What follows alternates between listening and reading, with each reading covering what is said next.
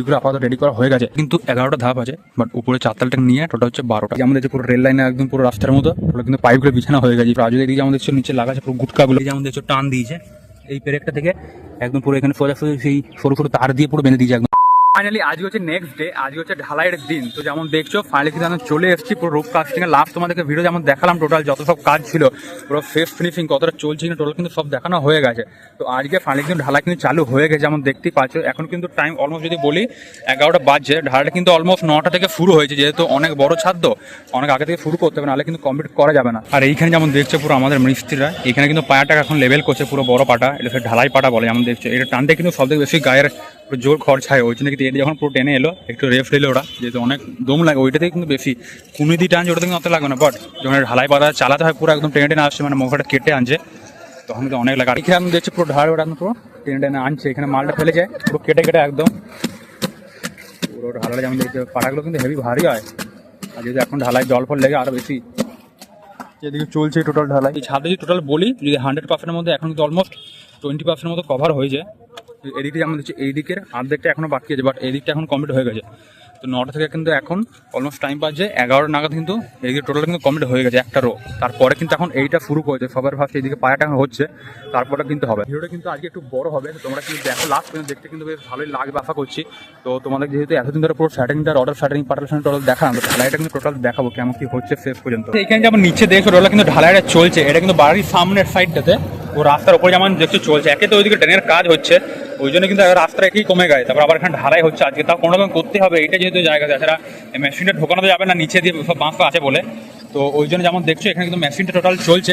ওখানে কিন্তু একটা গাড়ি আপাতত এলো পুরো পাথরে, এখানে সামনে পাথর ফেলা যায়, আর বালিটা হচ্ছে এই ঘরের পিছনে একটা জায়গা আছে ওইখানে কিন্তু ফেলা আছে। আর এখানে যেমন দেখছো পুরো পাথরটা নামাবে, এবার হাইড্রোলিক করবে, হেভি লাগবে কিন্তু দেখতে। রাস্তায় ভিড়ও যেমন দেখছি কত জাম লেগে যাচ্ছে, কিন্তু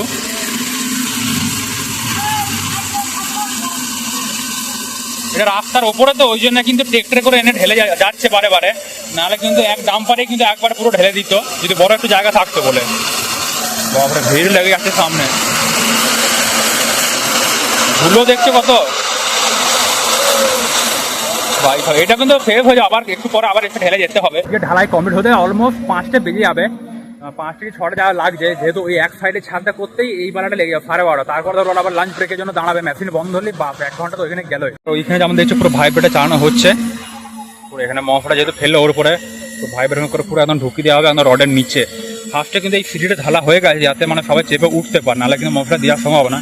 ওই কিন্তু আপাতত কোনো রকম দেওয়া আছে, লাস্টে কিন্তু আবার যখন ছাদটা হয়ে যাবে সেটা কিন্তু আবার ফিনিশিং হবে সিঁড়িটা। আর আজকে কিন্তু অলমোস্ট 40টা মতো লোক আছে, যেহেতু আমাদের মিস্ত্রি আছে 5টা, তারপরে এদের আজ ঢালাই লোকগুলো আছে লেবারগুলো, ওরা কিন্তু আরো আজকে 35টা কি আছেই। কিন্তু আরো একটা ওই চলে এসছে পাথর, যেমন দেখছো আগে একটা ঢেলে গেলো আবার একটা চলে এসছে, আর আবার কিন্তু চারিধারে গাড়ি চলে এসছে, এদিকেও চলে এসছে, আবার এইদিকেও যেমন দেখছো বাবারে রানিং রাস্তা না, এইগুলো একটা সমস্যা হয়। তো গাইস ফাইনালি ঢালাইটা যেমন দেখছে এতটা কিন্তু চলে এসছে, এদিকে অলমোস্ট শেষের মুখে চলে এসছে, এদিকটা ফুল হলো, তাহলে এদিকে যদি কমপ্লিট হয় তাহলে অলমোস্ট 45% কমপ্লিট হয়ে যায়। তারপরে কিন্তু এদিকটা এখনো আছে, যেমন দেখতেই পাচ্ছ এদিকটা এখন পুরো মাল ঢালা হচ্ছে, এদিকটা ঢালবে এখন, বিমটা এখানে বাকি আছে। ওই দিকের পাড়াটা যেমন দেখছো পুরো ফিনিশিং এবারে মেরে আসছে, আর এদিকে রাজুদা কিন্তু পুরো লেগে গেছে পুরো এদিকে। ও রাজুদা কি বালাপুর শোনা নাকি গো?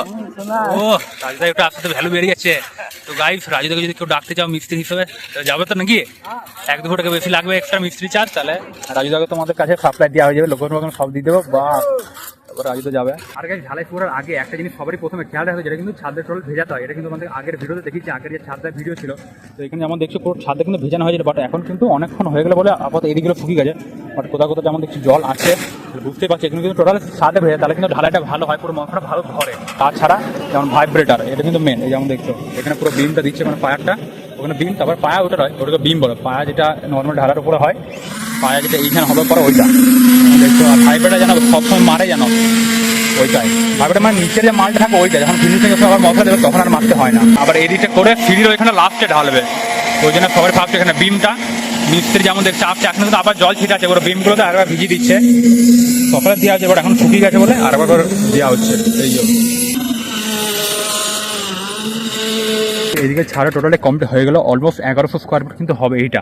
এদিকে দেখে কিন্তু হয়তো বড় লাগছে, বাট এদিকে ছোট লাগছে, কারণ এদিকে যে জায়গাটা আছে এদিকে ছাদ থেকে একটু চওড়াটা হচ্ছে বেশি, আর এইদিকের হচ্ছে লম্বাটা একটু বেশি, ওই জন্য কিন্তু এটা 1100 স্কোয়ার ফুট আছে। আর এদিকটাও ওইটা আর ফিরি নিয়ে টোটাল কিন্তু 1200 হয়ে যাচ্ছে। আজকে কি মাঝে একটা না হবে না, মাঝে ব্রেক চলবে একবার একটা হয়ে যায় অনেকক্ষণ হয়, অলমোস্ট 12:10 বাজছে।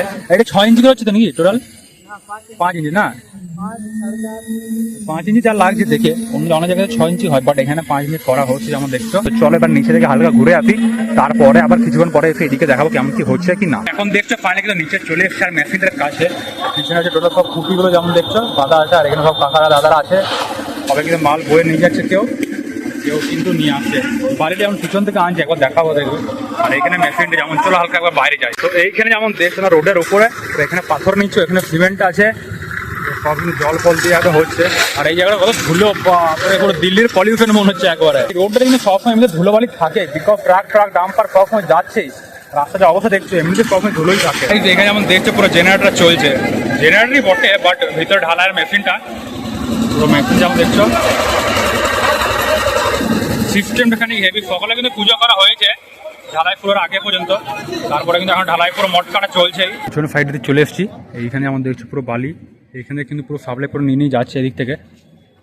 মেশিনটা যেটা ওটা কিন্তু ফ্রন্ট সাইড ছিল, বাট এখানে বালিটা পিছন থেকে নিয়ে যাচ্ছে, যেহেতু এখানে কিন্তু ঘর ফুরার আগে, একদম বেড ফেলা ফুরার আগে থেকে কিন্তু সেখানে স্টক করে রাখা আছে।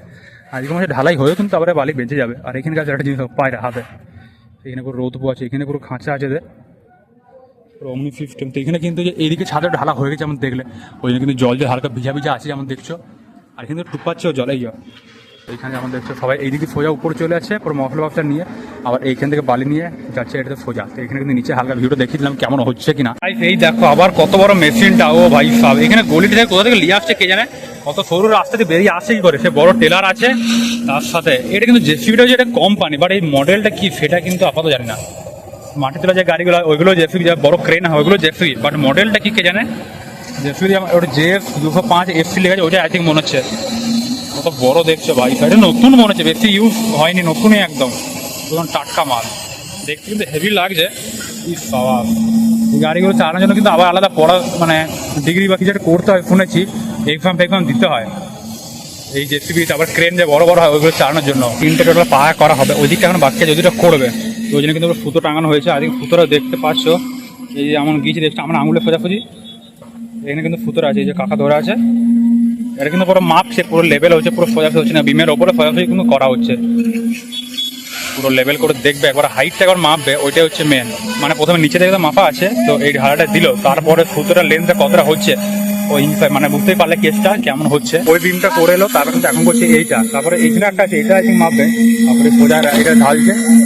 এখন কিন্তু লম্বা স্প্রিং টোটাল ঢেলে দেবে, তারপরে লাস্টে হয়তো এই জায়গাটা আরেকটা জিনিস আমি কিন্তু আজকে এটা হঠাৎ খেয়াল করলাম, এই যে আমাদের চৌক বক্সটা দেখছো, আমি ফার্স্টে সকালে এলাম ভাবলাম এটা কি, এটা আমি হাতে উঠি দেখছি, তারপর দেখছি না পুরো প্লেটকে ঢুকে পুরো লাগানো আছে। এইটা নাকি শুনছি এটা লিফট হবে, যেমন দেখছো স্কোয়ার করা আছে, এইদিকে স্কোয়ার করে সিট দিয়ে উঠে তারপরে কোনো এই জায়গাটাতে এই যে নিচে ফ্যাটিং যা আছে পাটাগুলো পরে কিন্তু ঢালাইয়ের পরে সব কাটা হবে এইগুলো, তারপরে কিন্তু এইখানে লিফটে বসবে, এগুলো কিন্তু লিফটের মিস্ত্রি যারা আছে ওরা এসে করবে।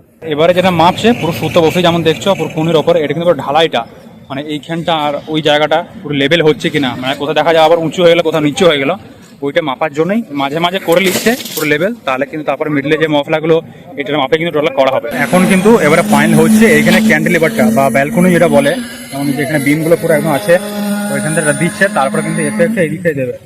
যেমন দেখছো ওইদিকে দুটো পায়া হয়েছে, এদিকে কিন্তু আই থিঙ্ক একটা হবে পায়া, তারপরে ওইদিকে পায়া টানবে, তারপরে এদিকে পায়া টানবে। কিন্তু ফাইনালি চলে এসছে আরও এক ট্রলি পাথর, যেমন দেখছো পাথরটাই বারবার নিয়ে আসতে, বালি কিন্তু স্টকে আছেই, রাস্তা ধারে বলে পাথর বেশি করে ফেলা হচ্ছে না।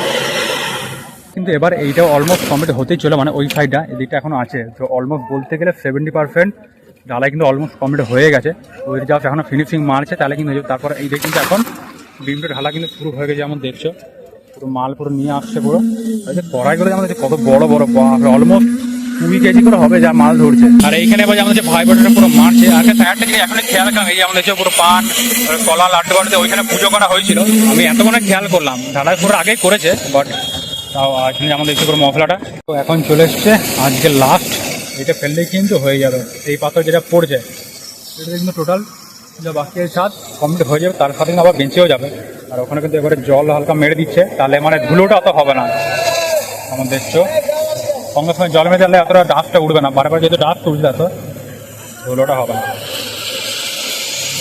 এইখানে যেমন দেখছো কতগুলো বস্তা কিন্তু অলরেডি খালি হয়ে গেছে, কতগুলো আছে জানি না, বাট এখনও কিন্তু 30 কি 32 বস্তা এখনও পুরো ভর্তি আছে। আর নিচেও কিন্তু যেমন দেখছো 2 বস্তা নিচে এমনি পড়ে আছে, সব নিয়ে যাচ্ছে। এখানে 30-33 বস্তা হবে। আর এখানে কতগুলো আছে কে জানে। এখন কিন্তু টাইম অলমোস্ট বাজছে 1:45। যেমন তোমাদেরকে বললাম যে একবার ব্রেক নেবে, তো ওই জন্য কিন্তু এখন আর বেশি কিন্তু বাকি ছিল না। লাস্টের দিকে শুধু টোটাল ঢালাটা বাকি ছিল, পায়া কিন্তু সব কমপ্লিট হয়ে গেছে, বিমও ঢালা হয়ে গেছে। তো ওই জন্য যেমন দেখলো পুরো মেশিন কিন্তু বন্ধ হয়ে গেছে। সবাই কিন্তু নিজের নিজের সব লাঞ্চের প্যাকেট নিয়ে পাশে হোটেল আছে ওইখান থেকে নিয়ে পরে সবাই খাচ্ছে। তো আমিও কিন্তু এবার যাবো চান করে ঘরে লাঞ্চ করে তারপরে আসবো। ও ভাই সব সামনে একটা গাড়ি দেখো কি লেভেলে লাগছে ভাই, বরফের গাড়ি এটা। সব গাড়িটা কি লাগছে ভাই, কালারটাও কিন্তু সেই লেভেলে লাগছে, পুরো বরফে ক্যানিয়ন। আমাদের এখানে অনেক রেয়ারই দেখতে পাই। তো গাইস আজ হচ্ছে ফাইনাল নেক্সট ডে। গতকাল যেমন দেখলে এখানে কিন্তু ঢালাই হচ্ছিল, আর লাস্ট কিন্তু একটু বাকি ছিল। 15-2 নাগাদ ওরা ব্রেকের জন্য দাঁড়ালো লাঞ্চের জন্য। তারপরে কিন্তু আমিও গেছিলাম। তারপর কিন্তু বিকালে আসেনি, যেহেতু বললো আর বেশিক্ষণের কাজ নেই, আধ ঘন্টার মতো কাজ আছে, ওই জন্য কিন্তু আর আসেনি। তো তারপরে যেমন সকালে দেখিয়েছিলাম যে এই দিকটা, তারপর এদিকটা টোটালি অলমোস্ট কিন্তু হয়ে গেছিলো। জাস্ট এখানে সোজা স্প্রিংটা বাকি ছিল, এদিকে বিম কিন্তু টোটাল ঢালা হয়ে গেছিলো। বাট ওরা লাঞ্চের জন্য দাঁড়িয়ে গেল, নাহলে কিন্তু অনেক তাড়াতাড়ি হয়ে যেত, 2:30টার মধ্যে কমপ্লিট হয়ে যেত। বাট ওইটা কিন্তু করতে করতে আবার 4টে বেজে গেছিলো। তারপর যেমন দেখছো এখন ছাদের পুরো ভিউটা আজকে কিন্তু অলমোস্ট কাজ পুরো হয়ে গেছে। তো কী কাজ হচ্ছে একবার দেখাবো, তার আগে ছাদে একবার দেখিয়ে দিই। এখানে আমার হচ্ছে পুরো সুন্দর হবে, একদম পুরো কি সুন্দর কমপ্লিট। আজ সকালে কিন্তু হাতে একবার করে জল দেওয়া হয়েছে, আর সিমেন্টের জল তো অলমোস্ট বেরোয়। আর এখানে যেমন লিফটের জন্য বলেছিলাম যে ছাড়া হয়েছিল জায়গাটা, ওই জন্য যেমন দেখছো পুরো গ্যাপ হয়ে গেছে। এখানে পরে পাটা আর রড সব কেটে বাদ দিয়ে দেবে, তারপর লিফট সব সেটিং করবে। তাছাড়া আজকে যেটা হচ্ছে ওইখানে আমাদের হচ্ছে সাইডে কিন্তু এক লাইন করে গাঁথনি হচ্ছে, যেমন হচ্ছে এই দিকটা, তারপর ওই দিকটা কিন্তু অলমোস্ট হয়ে গেছে। এখন সামনে সব ইট তুলে আনা হচ্ছে। আর এখানে দুটো মিস্ত্রি ওয়ার্কার আছে, আর এখানে পুরো মশলা মাখানো হচ্ছে। মশলা মাখিয়ে তো এখানে দিচ্ছে, যেমন দেখছো পুরো গাঁথনি হচ্ছে। বিকজ এটা যেহেতু বড় ছাদ, মানে সব ছাদেই পুরো জল ছাদ করতে হয়, মানে ছাদ ঢালার পরের দিনে এক লাইন করে চার্জার গেঁথে দিল, তারপর কিন্তু জল ছাদ করতে হয়। যেহেতু ছাদ ঢালে ভালো করে জল টানবে, এই জল ছাদ হবে। তারপর কিন্তু এখানে 15-20 দিন মতো এখানে বন্ধ থাকবে, পুরো ভালো করে জলটা টানবে, ভালো করে শোক করবে।